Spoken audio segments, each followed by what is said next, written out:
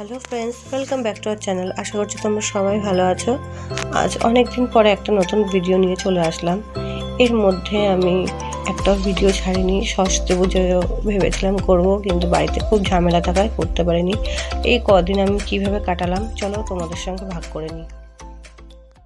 আজ 26শে জানুয়ারি প্রজাতন্ত্র দিবস, আর এদিকে সরস্বতী পুজো, তাই আজকে মেয়েকে নিয়ে একটু মেয়ের স্কুলে যাব। আর তার আগে আমার ঘরের সব কাজ সেরে নিতে হবে।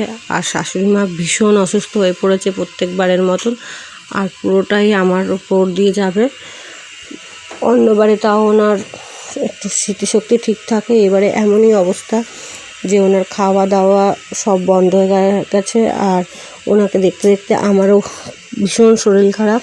এই কদিন আমার ভীষণ শরীর খারাপ ছিল, যার কারণে আর কোনো ভিডিও করতে পারিনি। চলো তা বেরোনোর আগে আমি একটু রান্নাবান্না করে নিই।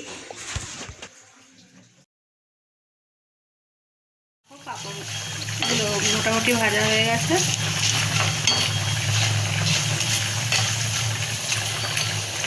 শাশুড়ি মা আবার অসুস্থ হয়ে পড়েছে, প্রচণ্ড ঠান্ডায় শ্বাসকষ্টের ফলে।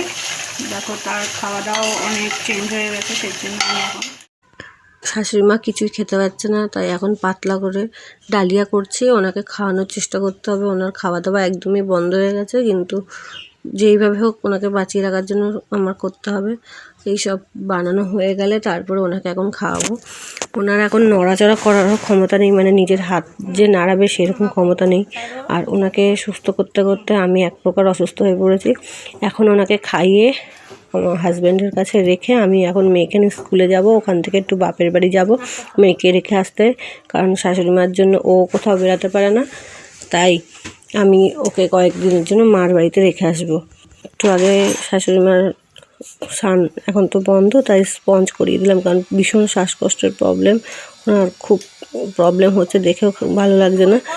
যেইটুকুনি খাইয়ে এখন তো তাও ঠিক আছে, এরপরে আরও ওনার অবস্থা খারাপ হয়ে গেছিলো। খুব দুর্বল হয়ে গেছে বলে কলা টলা নিয়ে এসেছি, ডাক্তার বলেছে খেতে নিয়ে এসেছি, কিন্তু খেতে পারছে না, এত কাঁপছে।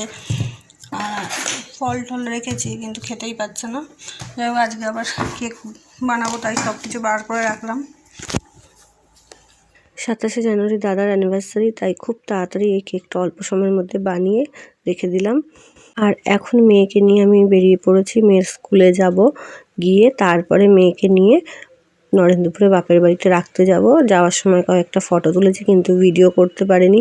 আর শরীরও ভালো ছিল না, আর ইচ্ছাটাও ছিল না। এখন আমি মেয়ের স্কুলে আছি আমার কিছু বান্ধবীদের সঙ্গে, মানে মেয়ের বান্ধবীদের মাদের সঙ্গে দিয়ে আমি বাড়ি এসেছি। 27 তারিখে আরেকটা আমার ডল কেকের অর্ডার ছিল। সেই কেকটা অনেক রাত পর্যন্ত 1টা থেকে 1:30টা পর্যন্ত বসে বসে বানিয়েছি। পরের দিন সকালবেলা আমার কেকটা আমার দিতে হবে। 27 তারিখে কেকটা ডেলিভারি ছিল, তাই অনেক রাত পর্যন্ত এই কেকটা বানিয়ে শরীরে আর দিচ্ছে না। এদিকে শাশুড়ি মাকেও, আর এই কেকটা করতে গিয়ে একটু আমার ভুল হয়েছে, কারণ ভেতরে তাড়াহুড়োর মধ্যে, মানে এত ঝামেলার মধ্যে মাথাটা ঠিক ছিল না, একটু প্রবলেম হয়ে গেছিলো। হোক, এই কেকটা এখন আমি ডেলিভারির জন্য রেডি করে নিয়েছি।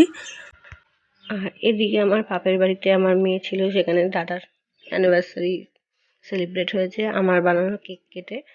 আর হয়তো শাশুড়ি মার শরীর ঠিক থাকলে আমিও সেই জায়গায় উপস্থিত থাকতাম, কিন্তু পরিস্থিতি এতটাই খারাপ, আর তার মধ্যে আমারও শরীর ভীষণ খারাপ, যার কারণে এইখানে আমি ছিলাম না। তাই আমার মেয়ে ভিডিও করে আমার দেখানোর জন্য এই ভিডিওগুলো করে আমাকে পাঠিয়েছে।